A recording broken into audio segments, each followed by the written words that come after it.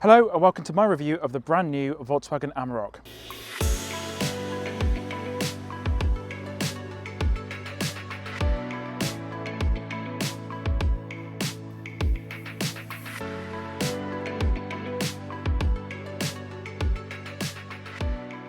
Hello, welcome back to the interface. My name's Alex and today we're looking at the 2024 Volkswagen Amarok Style.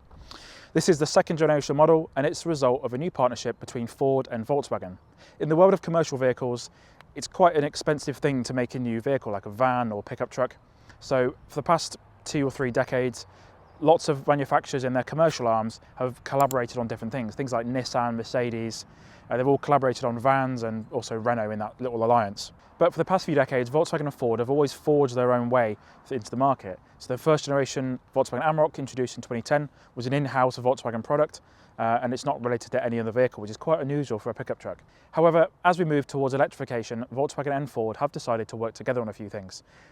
First of all, we've got the Volkswagen Amarok and the new Ford Ranger. We've also got the new Transit Custom and the new VW Transporter, as well as the Ford Explorer and the VW ID4. In 2024, the Amarok range starts at £42,099. That's for the entry-level manual life trim. This style trim starts from £52,545, and then the paint colour you see here today is £618, and it's called Dark Grey Metallic. Elsewhere in the range, there was also the Life entry-level model, which is manual. Got the style trim, this one here. We've also got a nice Panamericana trim, which adds black accenting everywhere. And we've also got the top of the line Adventura, which adds 21-inch alloy wheels. Just looking at the side, we've got usual pickup sort of stuff really. The Amarok only comes in a dual cab setup. If you do want this sort of size vehicle, but as a single cab, then I would look at the Ford Ranger, as that still comes in a single cab variant. The Amarok is sort of really tailored towards more lifestyle stuff really. We've got these running boards on the side which are really solid, so you can put your whole weight on there, nothing really happens on there. We've also got massive door mirrors which are really good for visibility, and also if you're towing a trailer you can see everything around you, which is really nice. And then we've got 18-inch alloy wheels on this style trim. There is the option of 17s on the Life trim, and then you can go all the way up to 21 inches on the Adventura trim. Not quite sure what 21s would do for the ride comfort on the Amarok, but there is that option available. Just looking on the front of the Amarok, it's quite a nice design. Looks more SUV in my opinion than pickup truck. I've got some massive lights here. These are IQ Matrix as standard on the style trim. The LED headlights on this model are fantastic, and we've got that split matrix view, so it will light up part of the road for you and make it so you can see a lot more at night time.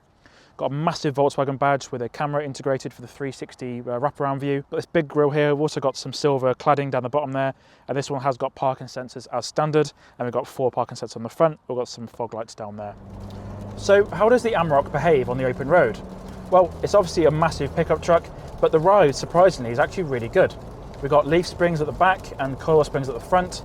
Some other pickup trucks on the market do happen to have coil springs on all 4 corners, but the fact this has got leaf springs hasn't really caused any detriment to the ride quality. I took this on a motorway journey the other day and it's been very well behaved. It's very comfortable, I don't feel any jiggling.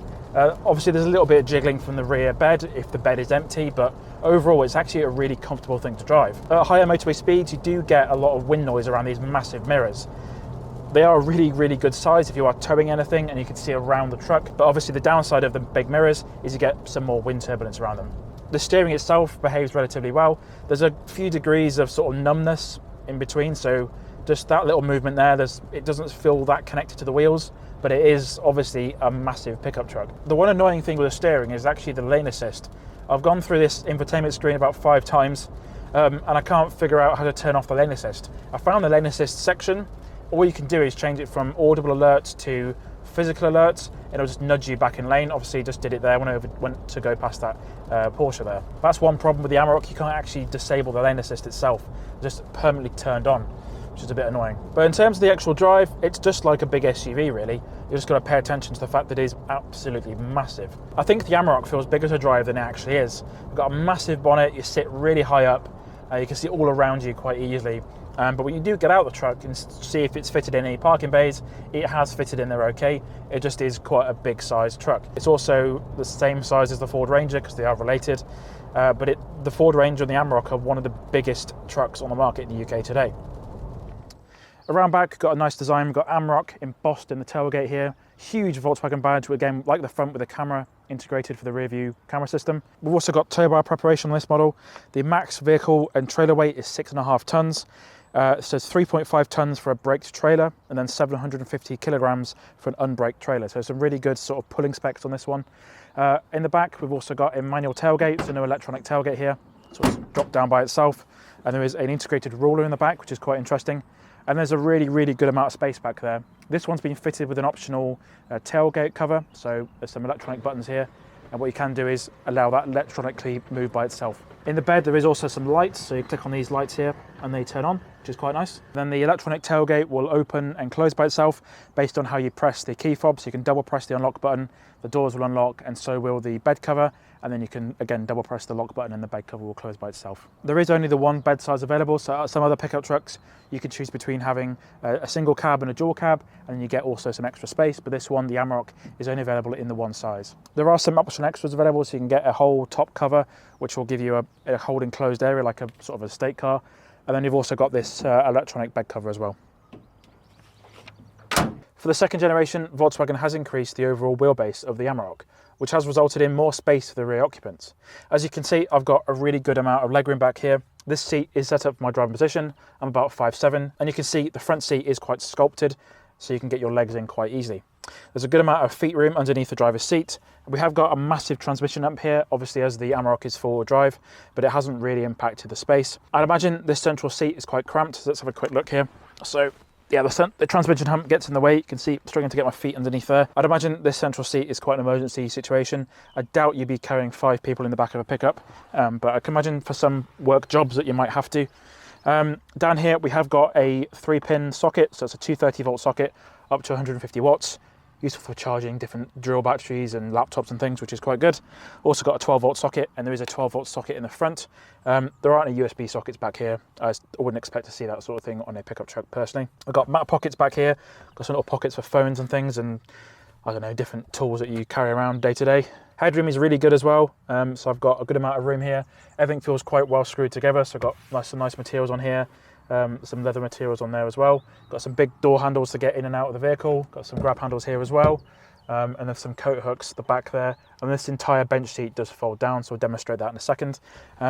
In this central section here, we have got a pull-out unit, which has got 2 cup holders in the back, which is quite useful. And that seems quite good. And we can pull down the entire unit. And there is also some storage underneath here. So to fold the entire unit down, there's a handle here, and that whole thing folds down, and you can get some stuff in there. It doesn't fold down flat, which is a bit interesting, but imagine you can get certain things in there if you want to. There isn't. That's as far down as it goes. So yeah. And then also there is a handle here. So if I pull that up, you can get certain things in there as well if you want to. Volkswagen have kindly given me a spare number plate for a trailer, and there is also a tyre repair kit and some jacks and different things in there, and also some more storage. And all you have to do is fold that down again like that. So overall, good amount of space in the back of the Amarok. It's obviously not going to be a vehicle that you're going to carry a family around in, I wouldn't have thought, but for the odd work job and different things you use a pickup truck for, I think it's pretty good. If you do happen to be carrying your family around in the back of the Amarok, there are some ISOFIX connectors on both these seats in the back. So just looking at the front seats and the interior, it's a really, really nice sort of cabin and really nice design. There are elements of the Ford Ranger. You can see this portrait screen, for example, 12-inch screen. It's ripped straight out of the Ford Ranger, which isn't a problem. The only thing Volkswagen have done differently is they've changed the way the climate control works. So on the Ford, you've got some actual physical buttons here. However, on the Volkswagen, you've got a full-on touchscreen for the climate control settings. Not sure how I feel about that. The way you turn on the heated rear windscreen is a little bit laborious. So they could have put some physical buttons in, but I'm not sure why they didn't. Obviously this gear selector is straight out of a Ford Ranger, so is all these buttons down here. There are some differences. These cup holders are here rather than over here. These cup holders, while they look really shallow, until you actually use them, they're actually okay. They do struggle in holding some bigger flasks and cups and things, so you might have to jam them in. There are some little grips that sort of come and go from there. There's a gear selector down here, so we have got adjustable four-wheel drive system on the Amarok. So we've got two-wheel drive high, four-wheel drive auto, four-wheel drive high, and then four-wheel drive low. We've got a gear shifter here, so we've got drive, neutral, reverse and park, and there are some physical buttons on the side to operate it manually if you want to. We've got some physical buttons here, so we've got hazard warning switch, we've got the volume control here, we've got the parking assist feature, we've got a shortcut to the climate control, we've got the assistance systems and different modes down there. Got a wireless charging pad here. I have noticed on my iPhone 15 Pro that it gets very hot when it's charging on this pad. yeah, it gets a bit hot. There are some other vehicles at the moment that have got a cooling system, but wireless charging itself isn't the most efficient way of charging a phone, so there is also an option of USB-C and USB-A. This touchscreen does have Apple CarPlay and Android Auto. The Apple CarPlay is wireless. I have found on my iPhone that it is a bit temperamental. I was driving along earlier the other day and it just randomly disconnected and didn't want to connect to my phone again. I had to pull over and plug it in with the cable, and then from that day onwards it's been okay. It is a little bit laggy, so it's not a perfect system in the world. Certain elements on the screen are a bit laggy.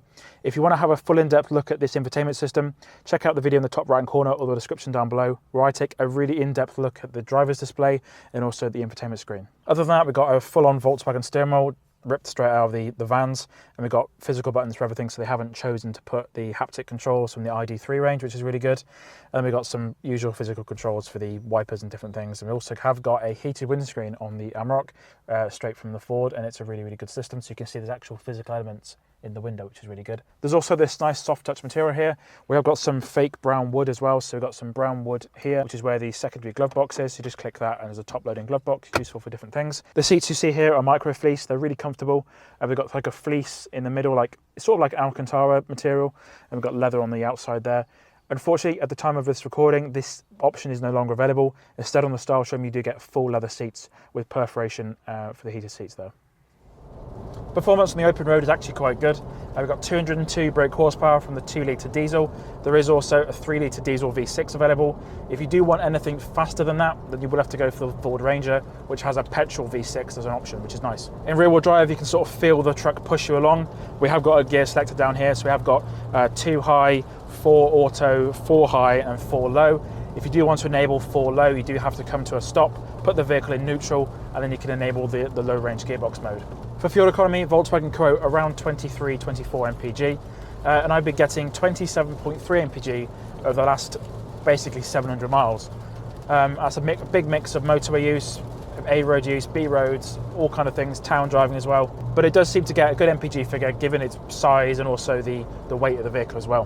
One problem I had with the SsangYong Musso last year was its tendency to oversteer. It loved to oversteer, that thing. This doesn't seem to really have that problem.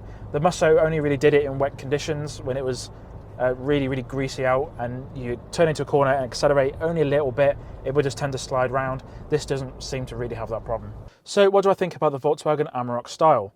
Well, if you're in the market for a really stylish, well-made pickup truck, then definitely check out the Volkswagen Amarok. There are some aspects of the interior, like the climate control buttons, which aren't quite up to my standard. I would prefer to have actual buttons like the Ford Ranger, so maybe if you're after a really good pickup truck with good towing capacity, then maybe the Ford Ranger might be a better choice. But if you're after something that's got an all-round good experience and good driving characteristics, then the Amarok might be for you.